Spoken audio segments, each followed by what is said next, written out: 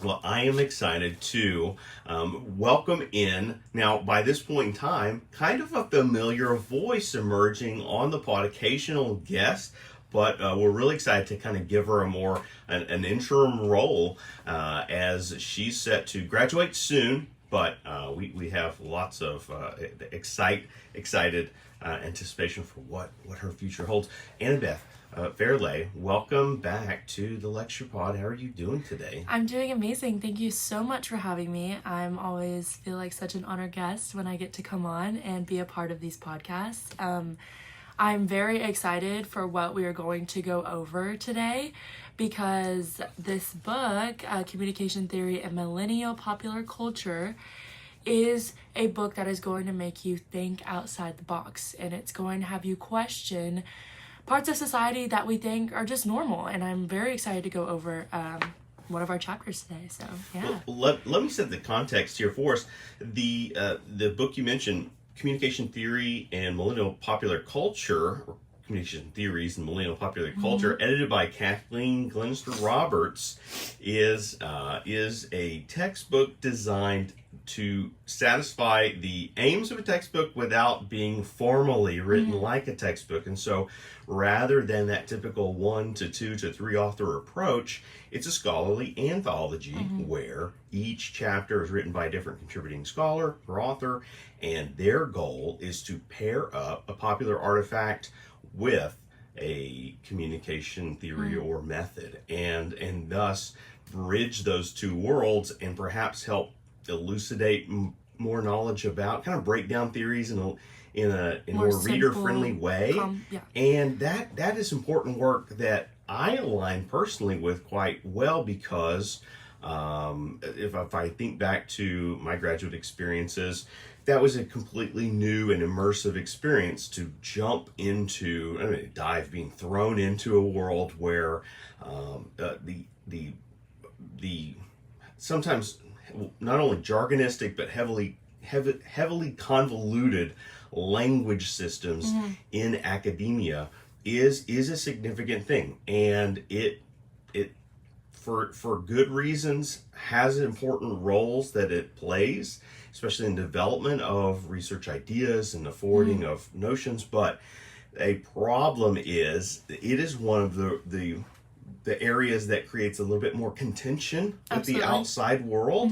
And I, being someone that shifted from the outside world to the insides of the academy, I went through that process. I appreciate being on the other side of it, but I'm very much in, maybe part of this is the communication discipline and its impact on me, but also maybe it's why I'm drawn to the communication discipline. I like the role of being a mediator, of helping to translate ideas for different audiences, and kind of what we call code switching in communication. And I think this book does a great job of code switching in terms of bringing high ideas down off the mountain and then kind of presenting it in a more digestible fashion to readers. And I think it definitely was the book breaks it down into an easier form of reading, because at first when I was reading this, I was like, I don't even know what this word means, and then I looked deeper into it and was like, wow, it connects to so many forms of media that we see today in the world. From TV shows to movies to social media, you can pretty much use this in any part of your life. Well, so speaking of its use value, this book is incorporated into our current course running Comm 3603. It's Mass Communication Perspectives. And so this is a course where it is designed for students to have the space to be able to work on that traditional scholarly project, specifically a written analysis paper. And they want to design something over the course of what is an accelerated course cycle, typically when this class runs. And many people are used to not only online classes these days, but even the notion of an accelerated class. I think the 8-week class is the most common form, but here we're working with a class that's really running at that winter session or Maymester type of pace. 5 weeks. How do you impart enough knowledge and facilitate enough information exchange to help them move from point A to E, I guess, but in a timely fashion. And thus, this is one of a couple of books we offer them to help move the needle, right? To help kind of encourage their progress as they're also working on those independent things.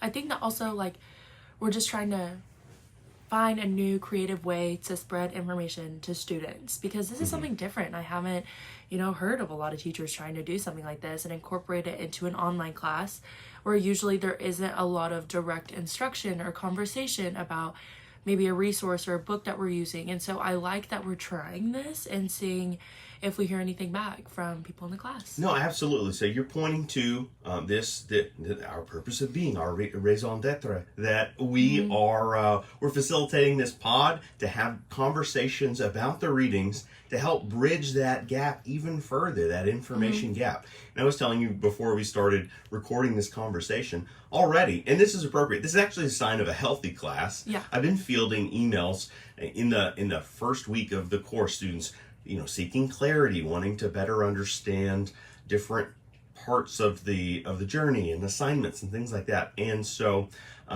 it's important to help not only be available to answer the bell when those things happen, but sometimes we get pulled out, miscellaneous things happen, and maybe the email is not the best form of explaining it. In fact, often I'll receive an email that's asking a question that I feel like is a broad enough need, rather than simply writing them a letter to try to explain it all. I will draft a typed announcement or even a video announcement to the class to try to break down what's some of going on, some of those more for sure. better explain what we can do, or try to help simplify that and kind of give people a sense of orientation. Well, we're simply coming together here, and maybe not simply, but providing some orientation for the students. So I invited Annabeth. She's a standout student in the program and has been serving as a student intern as well in the program this semester. And I wanted her to be able to come on board and help me facilitate some information about the course. But really, that sounds so stale. That sounds so static. No, I want to have a conversation, right? Yeah. We want to have a dialogue about elements relating to the course, or the readings or whatnot, maybe even some of the student questions, so that it can be a tool. We hope a resource that folks can opt. It is what you call those. It's not the required reading, but the supplemental materials in a given course. This is a supplemental lecture that dialogue that can help do that. So we have a particular assigned week 1 reading coming out of the book. Tell us a little bit about the title and the contributing author, the scholar that authored this piece. Absolutely. So we're reading chapter 6, titled Let It Go, Hegemony and Counter-Hegemony and Disney's Frozen. And this is by Janelle Applequist. The first thought that I had while reading that, this is the first time I was introduced to this book, actually, and just jumping into this chapter, even though we're not starting from the beginning, it made me question so many things that I hadn't thought about before. It kind of unlocked that critical thinking gear, and I'm really excited to jump into, some definitions, some examples, take a look at some questions, and further discuss those as well. Well, one of the maybe the gifts, one of the benefits of a book like this is that its aim is to draw upon artifacts that would be familiar to more people than, say, the theory it would be, and to use the familiar world to help introduce the foreign. Right. And I guess the focus of this chapter is to put Disney's the incredibly popular Disney animated film that is now a film franchise into conversation with a term or theory set that is incredibly popular in the world of cultural studies. Okay. And in critical theory, that's like capital C, capital T, critical theory. And sort of, we don't need an entire background in cultural studies to appreciate what's going on here, but The key term that's driving this chapter is hegemony, and it's also referred to as hegemony. Right? You'll hear these altering terms, or rather altering pronunciations of these terms, and that's okay. I think education works best when we're in those friendly spaces. I watched about a dozen videos on reminding myself of some of the nuances of hegemony. It's where the term derives its relatively contemporary meaning and so on, and even it is in cultural studies circles. It's closely associated with the work of Antonio Gramsci. And Gramsci was an Italian philosopher coming out of really the fascist Italy, right? The sort of Mussolini campaigns were really thinking in the period of when they were fashioned into that type of dictatorship nation state in the World War II era. And that a lot of Europe faced political turmoil, and there was a need for what theorists would call social revolution to kind of spark change that might move people out of that. Now, in our setting, what is this? 80 years later, sometimes these philosophical thinkers, political thinkers, they get a bad rap because so many of them at that time aligned with the thinking of Karl Marx. Right? And through Karl Marx, we get that term, that bugaboo term, Marxism, right? And people tend to look down a little bit for the social populace, at least in a lot of Western countries like the U.S., with hesitance, with concern, with critique. And I think there's room for both conversations. Shouldn't be controversial, but I think understanding them in context is helpful. So Gramsci, I don't think I have it at arm's length, but it is nearby. Gramsci was known for writing this book or rather, it was compiled as a book later, but here's someone that was essentially in the latter years of his life imprisoned for being a freer thinker than his political system would prefer him to be. And so while he was imprisoned in conditions that aided the acceleration of the deterioration of his health, he was collectively, you think of it like letter writing, journaling, and so the collections of his thoughts were eventually put together. And I can't remember if it was likely posthumously, right after he was finally released, but only under the circumstances of he was seriously close to death.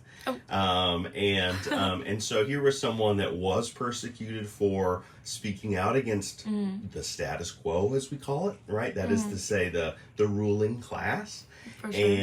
And paid a price for that. And yet his ideas and theories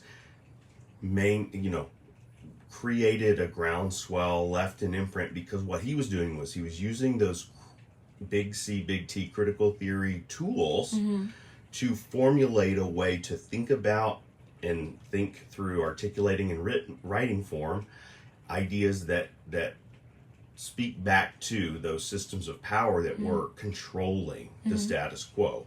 And so that is the kind of connection there, where Gramsci isn't just maybe hanging out at his favorite cafe, sipping coffee and wine, depending on the hour of day, and then just kind of, playing armchair critic. He's of this generation that was experiencing real world tumult, that was undergoing oppression from the kind of military political status quo, and thus his words, as articulated through the prison notes, that's the title of his collection of writings, was somewhat much more radical in that way. So through that, we get this term of hegemony, right? Or in reference to hegemonic power. Now, hegemony has Greek origin to it, right? The hegemon was essentially like a nation state. You can think about like Sparta. I don't know if folks have even if you haven't seen the movie 300, it kind of like leaked in and became sort of people. It got memed enough. People understand those popular ideas were based on exaggerations of real world accounts. But Sparta would have been one of these hegemon fixtures in ancient Greece, where a powerful, physically imposing force that could, through physical force, impose their will upon others. And so you get, in essence, you get, say, the straggling communities to settle down and, abide by the rules. The law of the land. And then fast forward hundreds into thousands of years, the way in which Gramsci, but then more contemporary scholars think about it now, has a lot to do with idea sets and the way that ideas from the ruling class, the social elite, the wealthy even, tend to be the setting the agendas for how everyone else falls in line. That they're not forcing us to do things by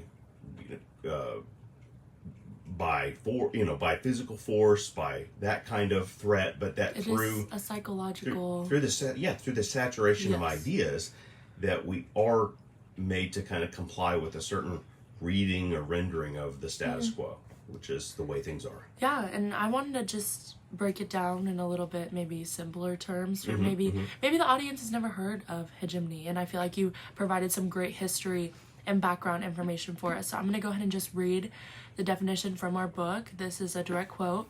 So hegemony explains how a powerful group of people can impose dominant beliefs, explanations, perceptions, values, and morals on others. And they help to allow ideologies to stay in place because these processes are made to look like they are common sense to society. Therefore, no one ever questions or criticizes their outcomes.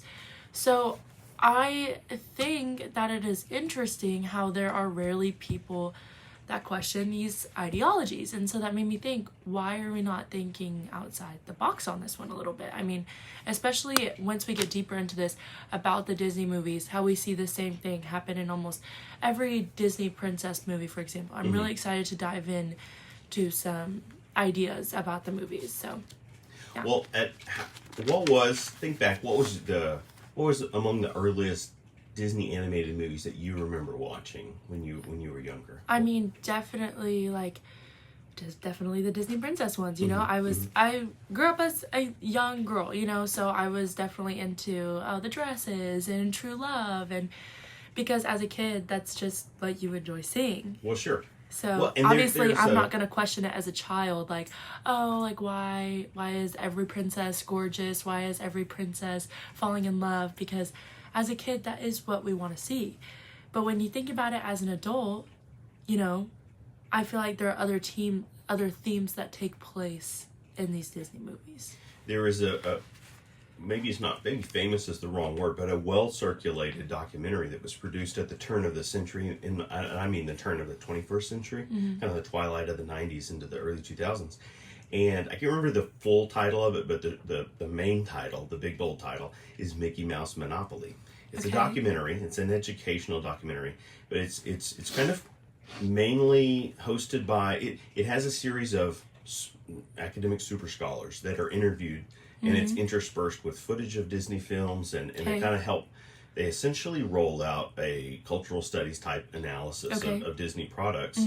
And Henry Giroux is a main figure on there. Bell Hooks is another famous scholar who has a presence on, and then there are some others, but they really take a closer examination of those. So Walt Disney kind of has really not only changed animation as a construct, but film was forever marked by Snow White and the Seven Dwarfs early on. And then you would have follow-ups like Dumbo and so on, you know. Sure.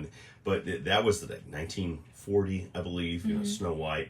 And then you get into, you know, the 1950s. He's still alive. He's still ushering in movies like Peter Pan, Cinderella, Sleeping Beauty, Mm-hmm. and really gorgeous movies in terms of the cell and it's 2D cell For sure. animation, the classical technique, like handcrafted artistry, and then you have this other period of movies like The Jungle Book, Robin Hood, and so on that are kind of moving us from the 50s down into the 1970s and so on. And they have this lean period where Disney's strength as an animated storytelling movie distribution production house ebbs more than it flows, and so there's this kind of breaking period where they're less successful. But then they have what's known as the Disney Renaissance from the late 80s through the mid 90s, really into the early 2000s, but it reaches its peak by the mid 90s, and this is where you get these updated tales of the Disney princesses, as you say, the Little Mermaid being chief among some of the most influential ones. The likes of Aladdin, although it kind of shifts, its focal points, but no less has a princess involved in that narrative. And even the Lion King and so on, and it moves through so maybe some lesser hits like Pocahontas or some of the later retellings, and then they are going to move into more of a digital animation in the 21st century, and honestly, still to this day, Frozen was the new apex for them. That they had kind of gone through a period where they really shifted a lot of their creative focus to their partnership with Pixar. They were doing all the Pixar movies, but Frozen was this grand re-entrance to the fairy tale dynamic.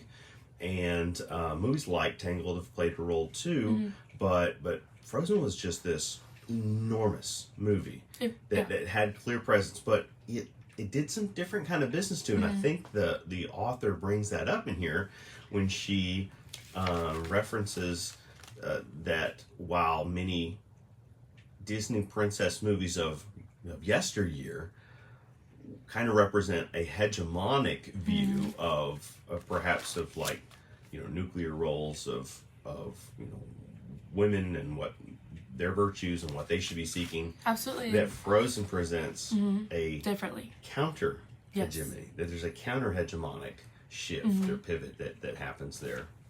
So I want to talk about a few different points really quickly. Okay. So I'm going to read another quote from the book and then I'll kind of piggyback off of it. So Sure.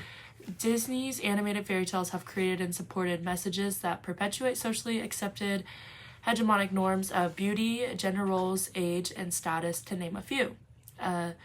These norms subscribe to more traditional notions of patriarchy, the belief that men are strong and women should be submissive. So, after looking, into the hegemony of what Disney has put in these movies, because they want us to just accept the fact that the princesses are beautiful. They always end up with the prince charming in the end. They're never really a leader in their own movie because it's mostly based on the couple that gets together at the end. And I just want to know why Disney has not broken the beauty and value stereotype, like the beauty equals value stereotypes, because every princess is pretty. Every princess ends up with her Prince Charming in the end, except for Frozen. And it was something different that I think Disney put a twist on. And, looking back, we had Beauty and the Beast because... A key one I forgot to mention before. Yes, Yeah, and it showed that people can fall in love not only based on looks, but then he had to turn into a handsome prince at the end. And, it's the same thing with Princess and the Frog. She did fall in love with him being a frog, but they did eventually, turn back to a beautiful couple at the end. But taking a look at Frozen, there was Elsa and then there was Anna, and they had to break, the curse of it had to be an act of true love to save Anna. Right. Yes. And we're expecting that romantic dynamic because that's how we've been conditioned, right? Yes, in terms of story form. That's the hegemony that we've been experiencing without even knowing it. Yes. Our whole lives, especially, as a woman growing up watching these movies, those are the stereotypes that we were setting for ourselves, and to see that the act of true love was a form of a sisterly bond was very treasured for me, because... And that's the counter-hegemonic yes, move. Yes. And then it is important to note that Frozen was directed or at least co-directed by a female director. Yes. And had the lead female writing the screenplay, and that was progress made. Absolutely. In terms of those decisions. Yes. And those were it was intentional, not happenstance, that these characters reached that climax in the story.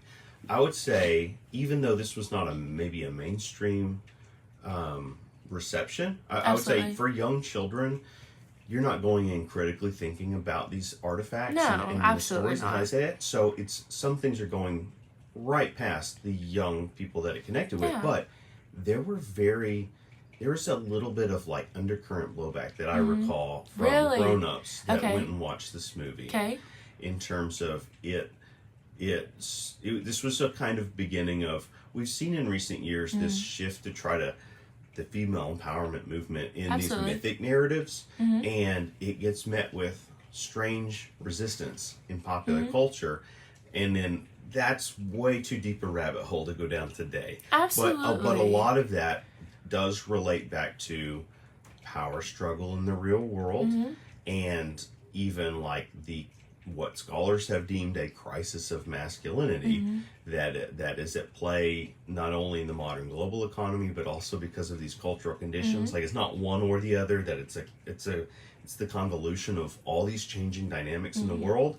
This idea, like, it's no longer virtuous to have to be the blue collar worker, or that leaves to go work 12, 18 hours in the mine, or on the assembly line at the automobile plant. That the world's changing, and there is a kind of unconscious crisis that's become more conscious over time about what is the role of men look like when historically they're fixed in a certain way. And vehicles like this, like artifacts like Frozen, are dynamic and clearly captivating, and they're well produced, but then they also help to shine a spotlight on this diversification of the ways in which we can seek and find comfort and love and contentment in the world. For sure. I wanted to add one more Disney princess movie that kind of represents the same traits as Elsa and Frozen. And it's one that we don't really, I don't know how popular it was. I loved this movie when I was a kid, but it was Mulan. Okay. And yes. I feel like it does show a bit of that counter-hegemony, because she didn't need a man to fight her battles in that movie, because she did it herself and she told her story herself. Does she end up with a man at the end? Yes, but it wasn't needed to tell the story, and it wasn't needed to have the happy ending, because, she took her place in the Father's War. She ended up being the savior of China. And that was something that I just love that movie, because she was a great leader, and she was a great role model for, young girls. Something to also think about, and this kind of explodes the conversation, because this chapter and this reading and this conversation is really focused on that. We're trying to keep it within the boundaries of Frozen, but it's the adjacent things happening are important in conversation. Sorry, I keep just getting outside the box a little bit, but I want to bring in other Disney movies. I was going to say, there's even this wave of the live action adaptations of these animated movies, and they're making intentionally different decisions with certain aspects of the story form, and it's getting met with resistance. So, for example, and let's kind of make this wide arcing bow of it, that Frozen helps pivot toward, but it doesn't always land the same way. Snow White, that original artifact that I mentioned, which is a beautiful film, just in terms of its painterly fashion, is the even and it's an adaptation. It's drawing on the medieval fables and that sort of thing, right? Of European lore, and the not unlike Sleeping Beauty, Snow White, both these figures have to be essentially rescued by hyper-masculine fellows that, while virtuous, they, especially in a particular way, the way in which they seem to resuscitate or resurrect the female is to plant one on them. So but they tend to be unconscious figures. So there is the modern or maybe it always was problem of consent. Oh my gosh. Okay. And Right. and artifacts like this bypass that. Well, fast forward to 2025 this year. They attempted long in production and then delayed for several reasons this release of a live action Snow White. Okay. Yeah. And apparently, and I haven't seen the film, it does a whole deviation away from that. Right. It's trying to say, hey, we exist outside of the boundaries of that old narrative form, but it is experienced that mixed result. One could argue because the conditions and the maybe conditioning in which we encounter popular culture has told us we can't accept this more independent version of a Snow White.